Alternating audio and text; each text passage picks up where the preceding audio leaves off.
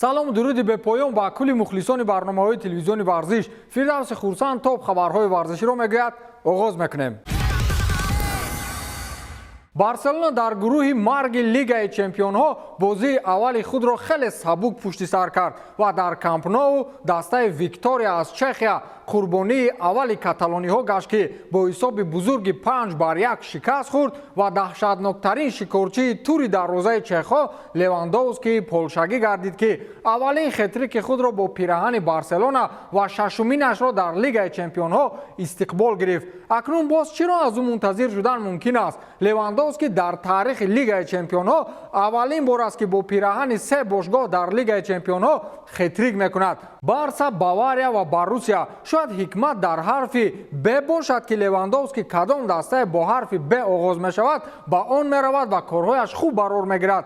ҳоло ин охири кор нест ва Виктория ба ҳар дастаи гурӯҳи С метавонад луқмаи тайёр бошад ва мебинем ки бо Бавария ва Интер шогирдони хави ба чӣ корҳое қодир мешаванд. хулас Левандовски бо хетрики охирин ҳамчунин рекорди навбатиеро дар таърихи лигаи чемпионҳо навишта кард. бо ин ӯ футболбози машҳури дастаи Реал Мадрид Карим Бенземаро гузашт ва дар рӯйхати беҳтарин нишонзанҳои таърихи лигаи чемпионҳо ба мавқеи сеюм баромад ки то дирӯз Карим он ҷо буд. шумораи голҳои ӯ ҳамакнун ба 89 адад расид ва аз ӯ пеш танҳо Роналду ва Месси меистанд ки барои рекордҳои онҳоро нав кардан фосилаи хеле зиёд аст. Месси 125 ва Роналду 141 гол доранд. Бензема бошад бо 86 гол ба мавқеи чоруми рӯйхат фаромад. ҳамчунин Роберт ба қавле кӯҳансолтарин футболбози Барса шуд ки дар бозии дебютии худ дар синни 34-солагӣ ва 17-рӯзагӣ гол мезанад. шумо ба рекордҳои ин футболбоз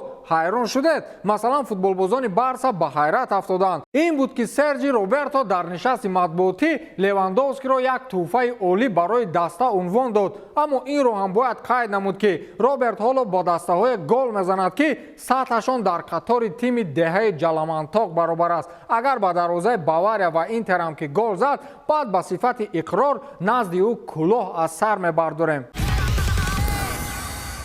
амалӣ шудани орзуе ки 14 сол дар қалби худ мепарварӣ ва ниҳоят фурсат мерасад ки ба он бирасӣ. ана рӯзи хушбахттарини зиёде аз одамон гап сари писари Диего Симеоне, сармураббии Атлетико Мадрид Ҷавани Симеоне меравад ки дирӯз ба дарвозаи яке аз беҳтарин дастаҳои дунё Ливерпули Англия гол зад. Ҷавани дар аввалин бозии худ дар лигаи чемпионҳо бо пираҳани Наполи голи сеюми дастаро зад ва аз шодӣ ашк рехт. таърихи ин футболбозро гумонам ҳама медонад. дирӯз барои Ҷавани рӯзи махсус буд. таърихи кӯтоҳакаки муҳаббати миёни Ҷавани ва лигаи чемпионҳоро қабидед. ӯ дар синни 13-солагӣ ба асоситарин мусобиқаи аврупоӣ изҳори муҳаббат қоил омад ва ҳатто ба дасти худ нишони лигаи чемпионҳоро нақш ва ё худ тату кард ва акси онро расонаӣ намуду поёнаш як ҷумла навишт: рӯзе аз рӯзҳо ман дар лигаи чемпионҳо бозӣ карда гол мезанам ва ин нақшро буса мекунам. акнун фурсати он расид ки нақшаҳоро амалӣ намуд. ӯ гол зад ва бо чашмони пур аз ашк назди дастгоҳи наворбардорӣ давида нақши лигаи чемпионҳои 13 сол пеш ба даст кашидаашро буса зад. бо як далели дигар перомуни ҳамин мавзӯъ падари Ҷавани Диего Симеоне 11 сентябри соли 1996 дар аввалин бозии худ дар лигаи чемпионҳо ба дарвозаи дастаи Стяуа 2 гол зада буд ва инак Ҷавани Симеоне рӯзи 7 сентябр дар аввалин бозии худ гол мезанад. сентябр моҳи дӯстдоштаи ин хонавода аст. орзуҳои худро дӯст доред ва эҳтиром кунед. ҳатман амалӣ мешаванд. кошка финали лигаи чемпионҳо низ дар моҳи сентябр мешуд ки орзуи 640-солаи Диего Симеоне ҳам амалӣ мегардид. бачаҳои Ливерпул чӣ ҳол доред? ман 1000 бор Юрген Клопро гуфтам ки аз баҳри Сад то Салоҳ гузаро, аз баҳри Садио Мане не ки дар охир хор мешавӣ. гӯш накард. ҳарчанд ҳоло барвақт аст нисбати Ливерпул хулоса баровардан, чун онҳо замоне дар марҳилаи гурӯҳӣ аз Сервена Звезда гуфтанӣ дастаам шикаст хӯрда буданд, вале дар ниҳоят қаҳрамони лигаи чемпионҳо шуданд. намоиши асосии шаби гузашта ин рақобати дастаҳои Ливерпул ва Наполи буд. Ливерпул ҳамеша дар шаҳри Неапол мушкилии хоса дошт ва ин навбат ин мушкилӣ ба моҷаро табдил ёфт. Ливерпул ба 4 голи Наполи иқтидори ба 1 гол ҷавоб гардониданро пайдо карду тамом.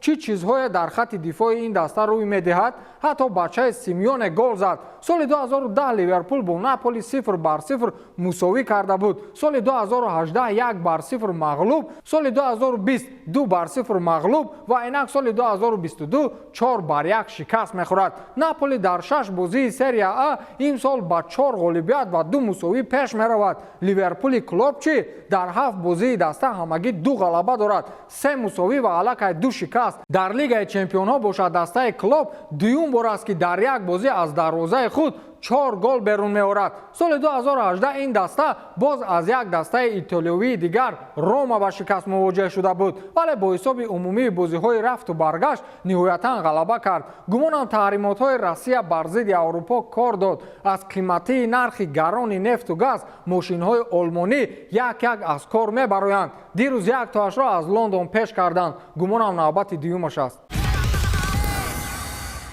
اتلتیکو و پورتو جالبترین بازی روز دوم لیگ چمپیون ها را به نمایش گذاشتند. اگر شما مخلص این باشگاه ها نباشید پس شما از تماشای واقعه های عجیب بنصیب ماندید. تا آخر بازی حساب 0-0 و عذاب و مشقت مادریدی ها رو می‌دیدید حتما قلبتان به حالشون می‌سوخت. پورتو نسبت اتلتیکو شوق‌آورتر بازی کرد. آنها تست ضربه می‌زدند، تست هجوم می‌کردند، ولی متاسفانه گل نمی‌زدند. اما جالبترین جای بازی الکی در وقت ایلوگی آغاز یافت.